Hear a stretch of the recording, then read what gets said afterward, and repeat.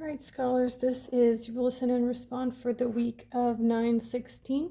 We are reading The Ice Cream Shop by J.E. Morris. So let's go ahead and start by writing our name at the top of our paper. Let's see, I'm going to use this blue pen. So my name goes here. Today is the 16th or the 17th, I'm not sure. Then we need to fill in our title. The Ice Cream Shop. Remember, we capitalize the letters in the title. So make sure that you have that copied down. The Ice Cream Shop. Remember, if you need to, you can put the subtitles on so that you can understand what I'm saying and copy the words if you don't know how to spell something. Also, please remember you can pause and rewind so that you can make sure you get everything copied down. There's really no reason that you shouldn't have the things that I write written on your paper. So make sure that you're copying what I write when I write something down. All right, let's go ahead and get started. As college-ready readers, we always use college-ready sentences. We always support our ideas with evidence from the text. Our number 1 says preview. Readers always collect clues before they get started reading. Look at the front and back covers of the book before you start reading or listening to the story, and then fill in the chart below. All right, so let's look at the first front cover.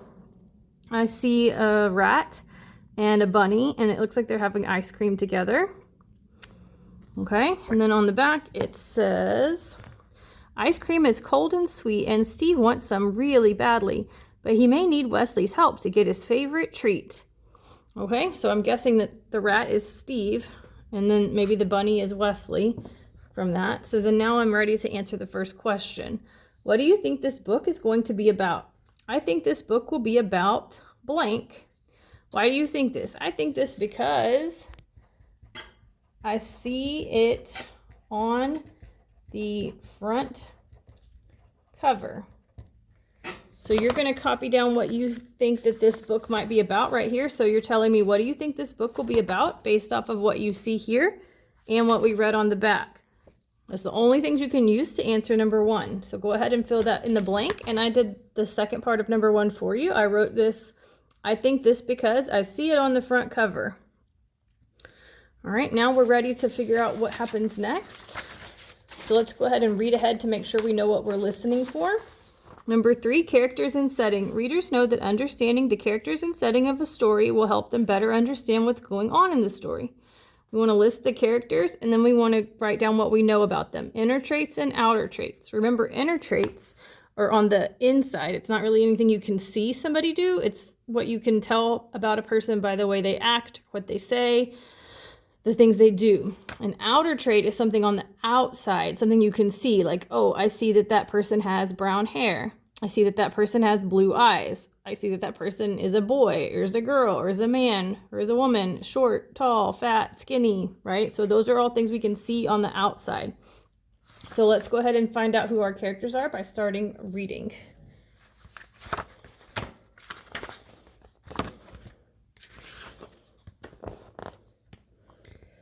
Steve walks down the street. Okay, so I have one character. I can write down Steve right here. So I can see that Steve is a rat. So that's an outer trait. So I'm going to write, he's a rat. Because I can look at that and tell that he's a rat. All right, let's go ahead and see what happens next and see if we can come up with any other characters. Steve walked by an ice cream shop. Did someone say ice cream? Steve must like ice cream. Oh, Steve liked ice cream. Steve liked ice cream very much. Steve pushed on the door. Steve pushed again and again. The door did not open. All right, let's go ahead and stop here and see what else we need to fill in on our paper.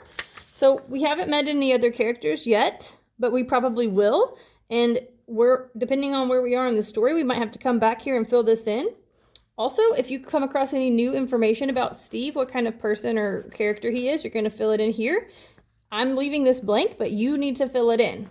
Same with number 2. I am leaving this blank, but you will need to fill it in. So you're going to come up with the other character in the story as you listen. You're also going to need to fill in the traits about the other character. So don't forget to do that. What is the setting of the story? The setting of the story is where the story takes place. The setting of this story is at blank. So where is this story taking place? What's going on? Where are they at? I think you can go ahead and fill that in. So let's make a prediction. A prediction is when readers guess what might happen next in the story. So what do you think might happen next? And then it says blank has happened in the story, so something I think might happen next is blank. Okay, so I want everyone to go ahead. Yours is going to look exactly like mine in this part right here. So make sure you copy what I write. I'll spell it out for you after I get it written down. So I'm noticing Steve is pushing on this door. And I think that he should probably, so I'm going to write that down. So Steve is pushing the door.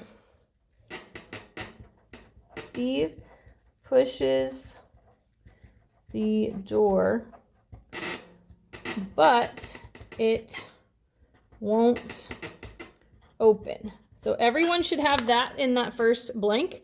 So Steve, S-T-E-V-E, pushes, P-U-S-H-E-S, the, T-H-E, door, D-O-O-R, but, B-U-T, it, I-T, won't, W-O-N, apostrophe T, open, O-P-E-N. So the part, this is what you're going to have written down. Steve pushes the door, but it won't open, has happened in the story. So something I think might happen next is blank. So what do you think might happen next if he's pushing on the door and it's not going to open? Do you think he'll try something different? Do you think that maybe the store's closed? Do you think that maybe he's not strong enough? You're going to tell me, based off of what has just happened, what you predict or guess might happen next. So go ahead and fill that part in. And I'm going to keep reading. Was the shop closed? No, it was open. So he looks inside and he sees people or animals get an ice cream. Now he's going to get him a running start and splat! Steve pushed on the door harder, but the door still did not open. Grrr, Steve's tummy growled loudly. Wesley walked down the street. Hey, Steve. Wesley pulled the door open. Oh my goodness. Steve has this look on his face. Pull! Don't smack! Steve pulled the door open too. Steve and Wesley ordered their favorite flavors. 1 scoop of chocolate tuna chunk, please. Carrot swirl for me. So let's go ahead and pause here. We're going to go to the visualize section, number 5, I'm sorry. Readers always think about how this story might look. So you're describing to me what it looks like, how the story might look in their heads. Readers make a mind movie about what they are reading and see the story in their heads. So what do you think this part of the story might look like? So I'm going to read it out and then I'll explain to you what you need to fill in. I'm imagining the part in the story where blank is happening. I am imagining it looks like blank. 3 things to describe this are blank, blank, blank. Okay, so number 1, this very first part, everybody is going to copy exactly what I write in this first part. So I'm imagining the part in the story where Steve and Wesley ordered ice cream. So you're going to copy down what I have right here. I'll spell it out for you. Steve, S-T-E-V-E. I put the symbol for and, but I want you to write it out. A-N-D, and Wesley, W-E-S-S-L-E-Y, ordered, O-R-D-E-R-E-D, ice, I-C-E, cream, C-R-E-A-M. So ordered ice cream around a room. So now it says, I'm imagining the part in the story where Steve and Wesley ordered ice cream is happening. I'm imagining it looks like blank. 3 things to describe this are blank. So when you're this part right here is going to be like, you do not have to write this. I'm just writing it down to explain it. 1 word to sum up or explain the ice cream ordering. So what do you think it looks like? Does it look scary? Does it look fun? Does it look yummy? Like, what does it look like? You're thinking, what does it look like? And you can tell me in one word here in this blank. 3 things to describe this are, now this is what you would see if you were at the ice cream shop ordering these ice creams. So I'm going to read it again, the kind of ice cream that they ordered. Steve and Wesley ordered their favorite flavors. 1 scoop of chocolate tuna chunk, please. Carrot swirl for me. So I'm thinking in my brain, 3 things to describe this are like bits of fish in chocolate, because I know that tuna is a fish, and I know that, I guess rats like fish. I didn't know that actually, but now I do. So I'm thinking that it looks like bits of fish are in the chocolate. And then Wesley ordered carrot swirl for me. So I would think in my brain, what does a carrot look like? And what does ice cream look like? And then I'm going to make a decision, and I'm going to say, oh, I bet carrot swirl is like orange carrots swirled with vanilla. So orange carrot swirl with vanilla. So I'm making a picture in my brain of what I think this would look like. I want you to come up with this very last one. What do you think this would look like? So you're filling in this blank right here with 1 word to describe this experience. And then you're filling in this blank right here after you write these 2. So you're coming up with something to describe what you see at the ice cream counter, like when they're ordering. All right, so let's see what happens next. Steve and Wesley ate their ice cream together. So I think my idea was right. There is some fish chunks in chocolate ice cream, and this is like swirled vanilla with orange carrot. So I imagined it in my brain, and then I wrote it down.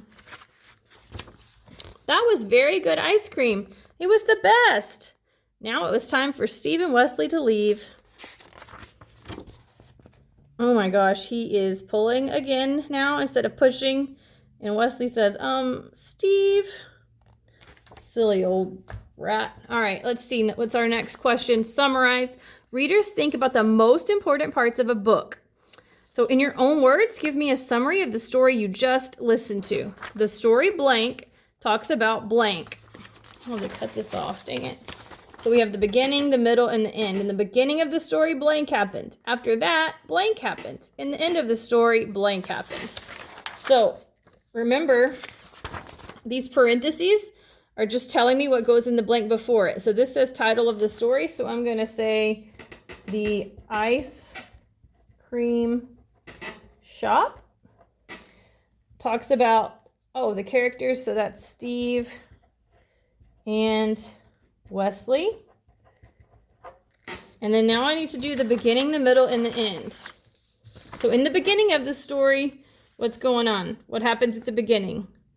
After that, what happens? Then at the end, what's going on? So usually in this beginning part, I say like, what's the main thing happening? Steve wants ice cream, right? So Steve wants ice cream. After that, Steve cannot open the door. So usually the middle part is going to be a problem, and then the end part is how that problem was solved. So I've done the beginning and the middle for you. You need to fill in the end of the story. You also need to go back and fill in the blanks that we may not have filled in together, because I need to know that you know what you're doing, and that's how I'm going to check. Once you finish that, you can work on word work for this week. We're doing pages 7, 8, 9. You may work on Lexia to meet your minutes. And then if you finished all of those things, you may read your book in the Library Center.